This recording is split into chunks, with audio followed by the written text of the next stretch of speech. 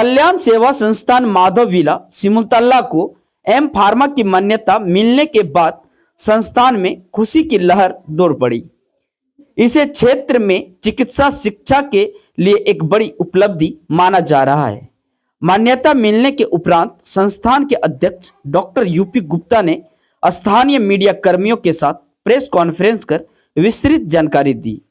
उन्होंने कहा कि लंबे समय से एम फार्मा के लिए चल रही प्रक्रिया अब पूरी हो चुकी है, जिससे क्षेत्र के छात्रों को उच्च स्तर की फार्मेसी शिक्षा स्थानीय स्तर पर उपलब्ध होगी। डॉक्टर यूपी गुप्ता ने बताया कि संस्थान में अत्याधुनिक लैब, प्रशिक्षित फैकल्टी और आधुनिक शैक्षणिक सुविधाएं उपलब्ध कराई जा रही है। उन्होंने उम्मीद जताई है कि एम फार्मा की पढ़ाई शुरू होने से सिमुलतला और आसपास के क्षेत्रों में फार्मेसी क्षेत्र में रोजगार और शोध कार्य के नए अवसर विकसित होंगे। पहले तो मैं धन्यवाद देंगे हमारे प्रेस मीडिया भाई लोग जो भी आए हैं कवरेज करने के लिए, उसके लिए पुनः धन्यवाद।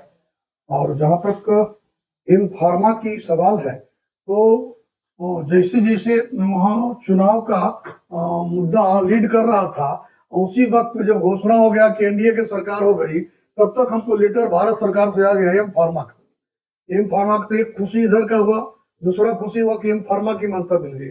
इसमें आप लोग को जानकारी दें कि पहले से हमारे संस्थान में 60 सीट भी फार्मा का मिला हुआ था और इस वक्त 25 का ही बैच छुटा हुआ था। 40 सीट वो बढ़ गया, यानी 60 से 100 हो गया।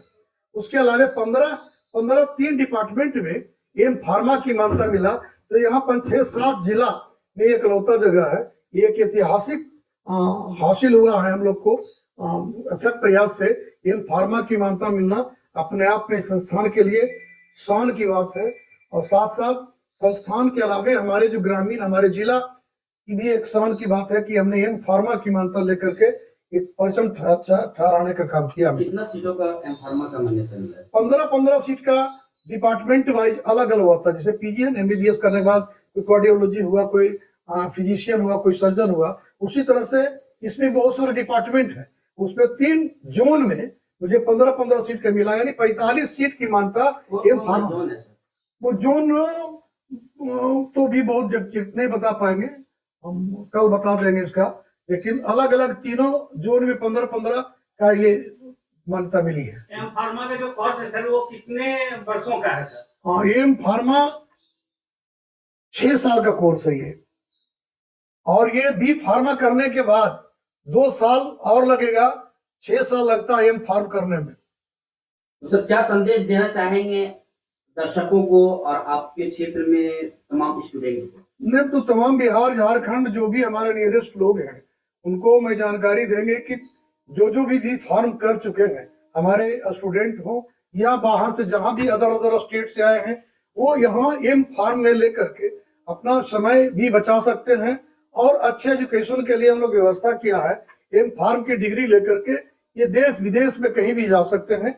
भाई हम अपने नियरेस्ट लोगों को तो मैं एक सलाह दूंगा, एक बार यहाँ संपर्क करें, देखें, समझें और अपनी आप जो डिग्री की बात है जहाँ तक एम फार्मा में नामांकन लेकर के अपना परचम लहरा रहे हैं। बिहार के जमुई जिले में आपका कॉलेज कहाँ पे स्थित है सर? लोकेशन क्या रहेगा, लोग जब जुड़ना चाहेंगे आपसे? नहीं, हमारा लोकेशन बड़ा साफ सुथरा है।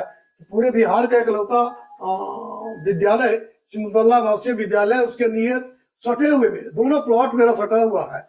और सबसे बड़ी बात है कि स्वामी विवेकानंद सिमुलतला आवासीय विद्यालय सटा हुआ है और रेलवे स्टेशन सटा हुआ है, कहीं जाने की जरूरत नहीं है। और मेन रेल लाइन कलकत्ता और दिल्ली का जो मेन फ्रंट लाइन पर है, वो आकर के संपर्क करें। स्टेशन के बगल में मेरा कॉलेज है। संस्थान में सर अब तो केजी से लेकर के पीजी तक की पढ़ाई हो रही है सर, तो लोगों को आप विस्तार पूर्वक थोड़ा बताते कि कौन कौन से कोर्स की पढ़ाई आपके संस्थान में? हमारे संस्थान में मैं सबसे पहले 2007 में जब आया था तो पैरामेडिकल का diploma, tracer, lab technician, x-ray, physiotherapy और सैनिटरी इंस्पेक्टर था। अब उसके बाद 1 साल के बाद मैंने फिर डिग्री ले लिया, जो हार्वर्ड यूनिवर्सिटी से डिग्री हो गया।